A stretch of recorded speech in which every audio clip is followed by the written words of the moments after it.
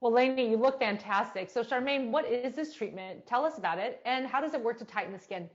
What we're using is a device called Evoke for her, and there's also a device called Evolve, and that's for the body.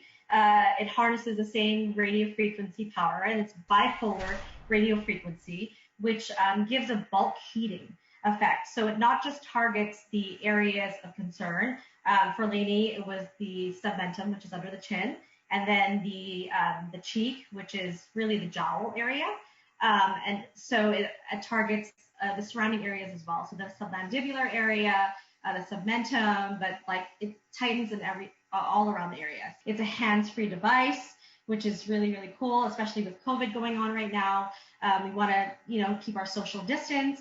So we just apply the helmet on the patient, and then we step away for 30 minutes. And what I love about these two machines is that it's very customizable. There's different hand pieces that you can apply. There's different ranges of energy that we can use. If we are trying to target adipose tissue and decrease fat and not just tighten the skin, then we can lengthen the treatment time as well. So when you put this helmet on, what areas of the face are you specifically targeting? With Lanie, there's two different helmets. One for what they call is the cheek. It's really the jowl area, which a lot of patients are really concerned about, where they get a little bit of a little bit of fat tissue here, and their skin starts to sag with the loss of collagen, bones receding, so the skin laxity. So it treats that area. There's that helmet that's specifically for that. But again, like I said, it also radiates the heat with the bulk heating of the bipolar radio frequency and heats up all around the jawline, under the mandibular area. And then there's the second helmet that we used on Lanie, and that was the chin, which is actually under the chin. It takes care of that double chin that people are really concerned with.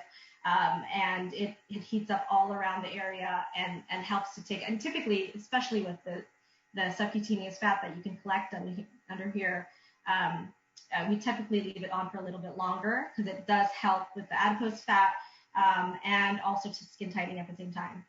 Yeah, I like combining these modalities. When I do liposuction, I can also get skin tightening with it. Very powerful, adding the power of radio frequency at the same time. And I'm sure you combine these treatments with other minimally invasive things like fillers and Botox.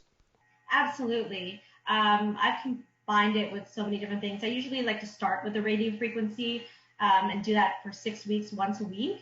And then I would combine it with fillers, threading, just to get the extra little bit of lift that we didn't get 100% with the device.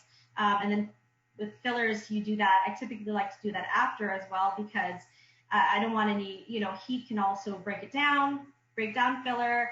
And so if the patient really wants filler in the beginning, then I typically have them wait like at least 1 month, 6 weeks before doing radio frequency.